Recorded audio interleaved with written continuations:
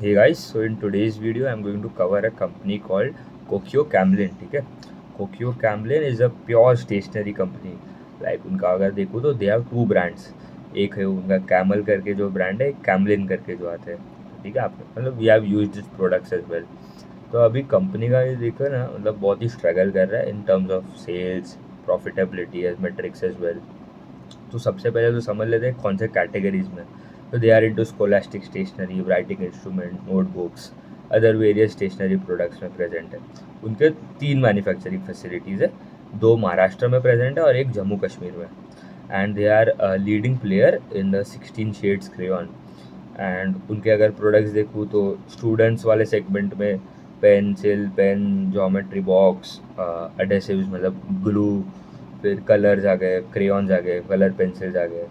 फिर office professionals में उनका आगे करेक्टिव इंक्स मार्कर्स जो होते हैं, फिर इंक मार्कर, फिर करेक्टिंग पेन्स जो आते हैं. दूसरा एक उनका सेगमेंट है आर्टिस्ट एंड डिज़ाइन वाला. उसमें आ गया पेंट ब्रश, पेंट्स. एंड उनका एक हॉबिस्ट वाला सेगमेंट है, हॉबीज़ एंड सब में मतलब जो नॉर्मल जो होता है. उसमें आ गया three D glitters, acrylic colours. तो बेसिकली इनका अगर देखूँ तो एक्सपोर्ट से आता है around 5% of the revenue. And जो रिमेनिंग 95% वो डोमेस्टिक मार्केट से आता है, इंडिया से. एंड उनका अगर डिस्ट्रीब्यूशन चैनल भी देखूँ तो 96% जो आता है वो डिस्ट्रीब्यूटर से आता है. मतलब जनरल ट्रेड हो गया आपका, मॉडर्न ट्रेड हो गया, तो वहाँ से अराउंड 96% आता है. सॉरी, जनरल ट्रेड से आता है अराउंड 96%. 4% आता है मॉडर्न ट्रेड में से. तो यही 2 चैनल है उनके डिस्ट्रीब्यूशन के. एंड ये अगर पूरा सेगमेंट देखूँ, पूरा मार्केट देखूँ, इंडियन पेपर स्टेशनरी वाला segment, that is growing around 12 to 13% CAGR. मतलब पूरा इंडस्ट्री तो ग्रोथ आ रहा है, बट इनका ग्रोथ आ नहीं रहा है. ठीक है, इनका सेल्स डी ग्रू 4%. एंड ये लास्ट क्वार्टर भी उनका सेल्स डी ग्रू 12%. उसके पहले क्वार्टर भी सेल्स का डी ग्रोथ आया था 20% के आस, 15%, मतलब डी ग्रोथ ही था. एंड प्रॉफिटेबिलिटी में लॉस रिपोर्ट कर रहा है. लास्ट क्वार्टर भी दे reported a loss of around 11 crore. This quarter they have reported a loss of around 440 crore के आसपास का. एंड ये प्रॉफिट था. लास्ट क्वार्टर देखूँ तो 55 करोड़ का प्रॉफिट था. वाई ओ वाई देखूँ तो मतलब पैट तो मतलब ख़त्म ही हो गया. 55 करोड़ का प्रॉफिट था last time Y O Y. Now they are reporting a loss of 40 crore. तो दैट तो मतलब पैट का डीग्रोथ ही हो गया. मतलब 175% डीग्रो हो गया पैट. पैट मार्जिन देख के भी कोई फ़ायदा नहीं, मतलब पैट मार्जिन भी नेगेटिव ही होगा. तो दैट वाज 2.5% नेगेटिव था ये time. Last time Y O Y देखूँ तो इट वाज 3.3%, +3.3. तो उनका मतलब बहुत प्रॉब्लम चल रहा है.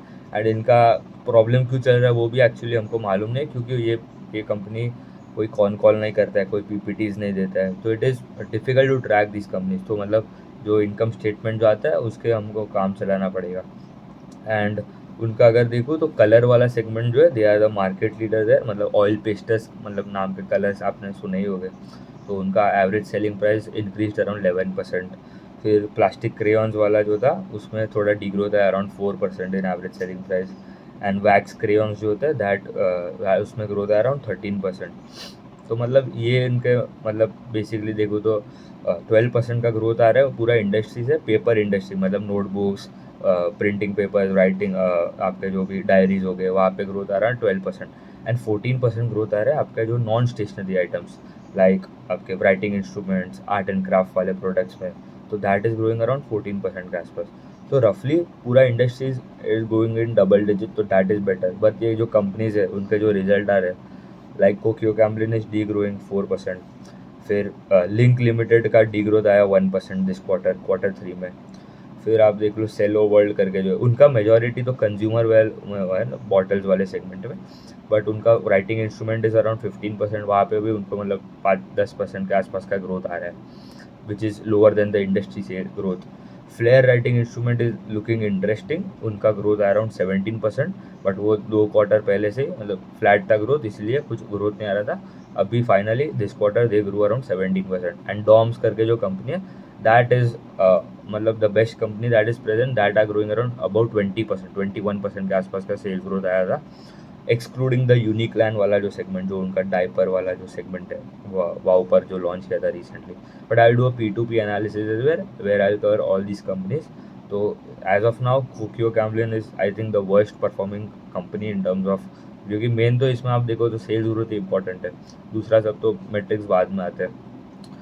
ठीक है, ट्रैक करना पड़ेगा, देखना पड़ेगा, अगर आगे जाके ग्रोथ कम्स तो it is good for the company as well. ठीक है, थैंक यू।